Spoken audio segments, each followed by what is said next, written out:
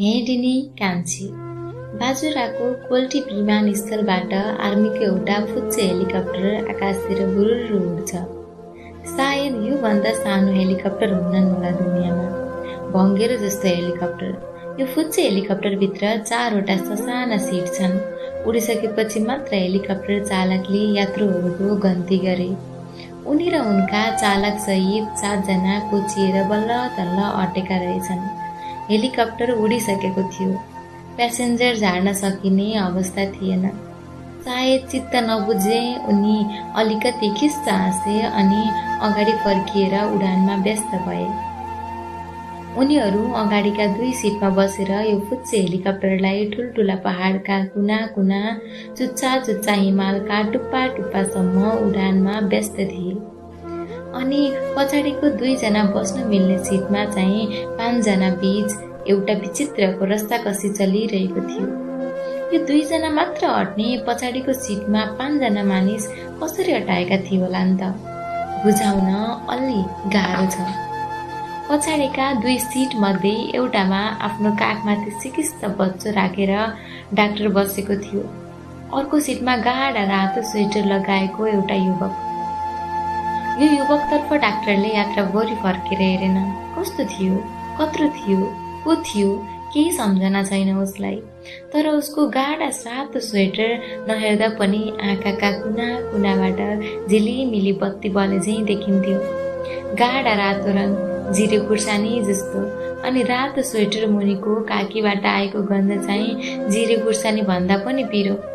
त्यसैले पनि डाक्टरले उसलाई नहेरेरै उसको उपस्थितिको पिरोपन महसुस गरिरहेको थियो। यो खुर्सानीवाला युवक र डाक्टरको बीचमा अर्को एउटा युवक पनि अटेको थियो। ऊ चाहिँ बहुत चिन्के थियो, दुब्लो। दुब्लोपनको प्रतिस्पर्धा हुँदो हो त यो मान्छेले नेपालका लागि पहिलो ओलम्पिक गोल्ड मेडल ल्याउने कुरामा कुनै शङ्का थिएन। त्यसैले त होला त्यहाँ जहाँ लगभग अट्ने कुनै ठाउँ नै थिएन, हो त्यहाँ पनि ऊ अटेको थियो। अनि अघि पाइलटले गन्ती गर्दा उसकै शरीर हेरेर यस्ता त 2-4 अरू पनि बोक्छ यो हेलिकप्टरले भनेको हुनुपर्छ मनमा नै। यो फिस्टे जस्तो मान्छे अटेको मात्र होइन, उसले आफ्ना 2 मसिना हातमा 2वटा सलाइनका बोतल पनि बोक्न भ्याएको थियो। उसले बोकेका सलाइनका 2 बोतल आधा आधा भरि हुँदा हुन्। रित्तिन आत्तिरहेका 2 सलाइनका बोतलभित्रका ग्लुकोजका थोपा आफ्ना गन्तव्यतिर कुदिरहेका थिए। फुच्चे हेलिकप्टरको रफ्तारमा भन्दा पनि तेज। एउटाको गन्तव्य भर्खरै जन्मेको र जन्मदै सास रोकिसकेको त्यो बच्चाको नाभिभित्र थियो, जो डाक्टरको काखमा पल्टिरहेको जीवन र मरणको अर्को कुदाइमा थियो। उसकी आमाको गर्भ संसारबाट पृथ्वीसम्मको उसको यात्रा सायद अलि लामो भएछ। ऊ अड्की अड्की जन्मिनु परेका कारण उसका मस्तिष्क, मुटु अनि फोक्सोमा बहुत अप्ठ्यारा समस्या पनि जन्मिएका रहेछन्। त्यसैले त उसलाई सास फेर्न बहुत गाह्रो भइरहेको रहेछ। अनि कस्तो संयोग, डाक्टर उसका सामु पुग्दै गर्दा उसको पुरै सास नै बन्द भएछ। डाक्टरले हतार हतार आफ्नो इमर्जेन्सी बाकस खोलेछ। एउटा इटी ट्युब नामक सास नलीको पाइपलाई दूरबीन जस्तै ल्यारिङ्गोस्कोप भन्ने औजारले सास नलीमा सास फेर्न छिराइदिएछ। अनि एम्बुब्याग भन्ने सास दिने पम्पले त्यो इटी ट्युबको बाहिरी टुप्पोमा जोडले निरन्तर उसलाई अक्सिजन दिन थालेछ। बच्चोले आफै सास फेरेको छैन, तर डाक्टरले उसलाई कृत्रिम श्वास प्रश्वास दिँदै आफ्नो काखमा राखेको छ। बल्ल तल्ल जीवन बनाइराखेको छ। यो आफै सास नफेरिरहेको बच्चोको गन्तव्य अस्पतालको एनआइसियु हो, जहाँ कृत्रिम सास दिने मेसिन, भेन्टिलेटर उसको प्रतीक्षामा छ। अर्को सलाइनको बोतलका थोपा चाहिँ हेलिकप्टरको भुइँसम्म पुग्छन्। भुइँ हो भुइँ, किनकि सास फेर्न छाडिसकेको बच्चो जस्तै अलिकति मात्र सास बचेकी त्यो बच्चोकी आमा हेलिकप्टरको भुइँमा लडेकी छिन्। अनि सलाइनको सुइरोलाई भुइँमा लडेकी सुत्केरी आमाको हातको नसामा ठेलिएको छ। अनि हेलिकप्टरको भुइँमा मात्र होइन, हेलिकप्टरको पछाडि डाक्टरहरू अरू 2 जना बसेको कुर्सी मुनि छिन्। बुझ्नुभयो? अगाडि नै भने चाहिँ यो हेलिकप्टरमा कोची कोची गरिरहेको यात्रा बुझाउन गाह्रो छ। तर हरेक नेपालीले बुझ्नुपर्छ, हरेक कर्णालीवासीले त झन् बुझ्नुपर्छ, यहाँ जीवन यसरी नै कोचिएर बाँच्न सङ्घर्षरत छ। अर्को तरिकाले हेरौँ है यी आमालाई। पछाडि डाक्टर, त्यो फिस्टे मानिस र रातो स्वेटरवाला खुर्सानी मान्छे जुन कुर्सीमा एक अर्कालाई ठेल्दै बसेका छन्। त्यो कुर्सीका 6वटा खुट्टा छन्। तिनै कुर्सीका 6वटा खुट्टा मुनिको बीचमा एउटा मान्छे पल्टेर अट्न सक्ने गुफाको प्वाल जस्तो ठाउँ बनेको छ। हो, त्यही ठाउँमा यी बिरामी सुत्केरी महिलालाई घुसारेर राखिएको छ। अब बुझ्नुभयो? हो, कर्णालीमा हेलिकप्टरले पछाडिको बस्ने कुर्सी मुनि सुताएर सिकिस्त सुत्केरी महिला भोग्न थालेको उहिलेदेखि नै हो। अनि अहिलेसम्म सयौंले सफल असफल यात्रा गरिसकेका पनि छन्। आज डाक्टरको कर्ममा फेरि एउटा यस्तै काम जोडेको थियो। डाक्टर बसेको त्यो खुर्सानी स्वेटर लगाएर बसेको अनि त्यो अर्को फिस्टे मान्छेले अलिअलि आफ्ना सुकेका चाकले बस्न लागेको कुर्सी मुनि लडिरहेकी सुत्केरीको अचानक एउटा आवाज निकालिन्। अरे, हेलिकप्टरमा मर्नु लेखेको रहेछ। मेरो त प्राण फुत्केला झैँ भएको छ। बच्चो जिन्दो छ कि के छ? चाहिँ केही गर्दैन त? किन रोएको पनि सुनिन्न? उनले यति शब्द निकालिन्। करिब 5 मिनट लगाइन् होला यसलाई। त्यसपछि उनी यी शब्दलाई निरन्तर जप्न थालिन्, मानव मन्त्रपाठ गरिरहेकी छिन्। हरेक पल्ट शब्द उच्चारण अलि मधुरो र ढिलो ढिलो हुँदै थियो। अब डाक्टरलाई उनको मन्त्रपाठको क्रम तुरुन्त रोक्नु थियो। उनलाई रोक्न डाक्टरले आफ्नो शरीर पुरै बटार्यो। टाउको चुडाउन चाहिँ गरेर त्यो खुर्सानी स्वेटरलाई ठेल्दै आफ्नो अनुहार सुत्केरीको अनुहारसम्मै पुर्यायो। अनि उसले आफ्नो जीवनको सबैभन्दा ठुलो झुट प्याच्च बोल्यो। बहिनी, म तिमीहरूलाई लिन आएको डाक्टर हुँ। तिमीहरूलाई ठिक पार्ने सबै दबाई लिएर आएको छु।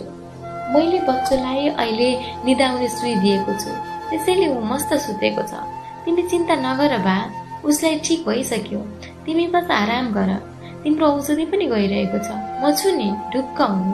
तिमीलाई नै केही हुँदैन। तिमी र तिम्रो बच्चो दुवै मर्दैन, पक्का मर्दैन। डाक्टरका शब्द सकिए, तर पनि उनीहरू दुईका आँखा अझै जुधिरहेका थिए। केही सेकेन्ड अरू जुधिरहे। डाक्टरका शब्द अनि उसको नजरको बलियो हाडले उनको आत्मालाई बैशाखी टेकाएको हुनुपर्छ। उनले एकपटक लामो सास लिइन् अनि आँखा चिम्म गरिन्। डाक्टर पुरै शरीर तन्काएर बहुत मुस्किलले उनीसँग संवाद गरिरहेको थियो। फेरि यसरी शरीर तन्काउँदा उसको नाक खुर्सानी स्वेटरवालाको काखीमै पर्थ्यो अनि त्यहाँबाट उड्ने खुर्सानीको रागले बेहोसी ग्यासको काम गर्दै थियो। आँखा चिम्म भएपछि डाक्टरले अन्तिम पटक ती आमाको अनुहार हेर्यो। उसलाई त्यो अनुहार खै किन हो देखे झैँ लाग्यो। हजारौं पटक देखे झैँ लाग्यो। डाक्टरले त्यो अनुहारमा आफ्नै आमाको अनुहार देखेको थियो। डाक्टरकी आमाले पनि कर्णालीकी वीर पाखामा 40 वर्ष 50 वर्ष पहिले 4 जना बच्चा बच्ची जन्माउन भ्याएकी थिइन्। हेलिकप्टर हिमालहरूको काख हुँदै उड्यो। लेकको टाउको माथि उड्यो। कर्णाली नदीको बगर उड्यो अनि अन्त्यमा अलि ससाना पहाड कटेर कोहलपुर मेडिकल कलेज शिक्षण अस्पतालको ढोका ढकढक्याउन पुग्यो। यो त्यही अस्पताल थियो जहाँ डाक्टरले आफ्नो पहिलो डाक्टरी सिकेको थियो। हेलिकप्टरको ढोका खुल्यो। मानिसहरू एक एक गर्दै फुत्त बाहिर हाम फाले। बाहिर पुग्ने बित्तिकै उनीहरूले हतार एउटा स्ट्रेचरमा आमालाई काठको मुढा ट्रकबाट लडाए झैँ बाहिर निकाले। डाक्टर अन्तिममा निस्कियो। नजिकै बिरामी लिन आएका अर्को डाक्टरलाई आफ्नो हातको बच्चो बहुत बिस्तारै हस्तान्तरण गर्न खोज्यो। डाक्टरले अन्तिम पटक त्यो पर स्ट्रेचरमा लडिरहेकी सुत्केरीतिर नजर घुमायो। उसले देख्यो उनी त्यही कोरो डाक्टरतिरै हेरिरहेकी रहेछ। होइन, डाक्टरतिर होइन, सायद डाक्टरको काखतिर। स्ट्रेचरमा लडिरहेको उनको मृत आत्मा डाक्टरको काखमा लडिरहेको उनको नवजात बच्चोमा थियो। दाई नमस्कार, म चिन्छु नि हजुरलाई। हजुर त हाम्रो मेडिकल कलेजको लेजेन्ड हो नि।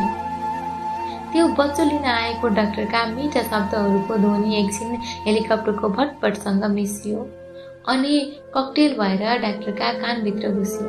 जवाब के दिनु? उसले साङ्केतिक धन्यवाद मात्र भन्न फिस्सा हाँस्यो अनि आएकै बाटो फर्किन हेलिकप्टरतिर लम्कियो। यो बिरामीहरूको बारेमा मलाई अपडेट गर्नु ल भाइ।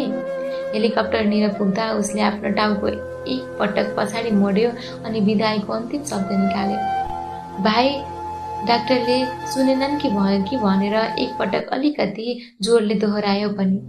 हेलिकप्टरका पंखा बहुत जोड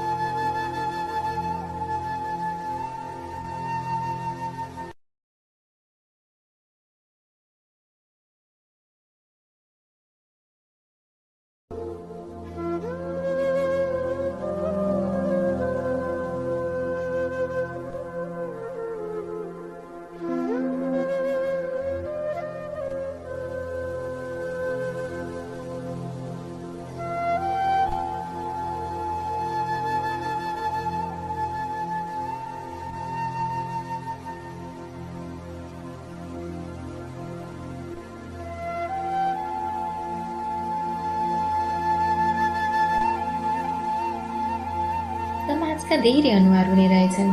कर्णालीमै जन्मे हुर्केलेको डाक्टरले अस्पतालभित्र कर्णालीको नयाँ अनुहार देखेको थियो अनि यो अनुहार अरूभन्दा बहुत फरक थियो। कस्तो रङ, कस्तो स्वाद, कस्तो भाव, खै कस्तो कस्तो। हुन त वर्षौंको पढाइपछि ऊ बालरोग विशेषज्ञ बनेको थियो, तर काम गर्दै गर्दा ऊ अहिले समाज रोग अध्ययनमा थियो। सायद दुनियाँका हरेक विद्या विषयको अध्ययन सकिएपछि समाज विज्ञानको ढोका खुल्दैन भने त्यो अध्ययन अधुरो हुन्छ। सायद यो कुरा उसको जीवनमा लागू भएको थियो।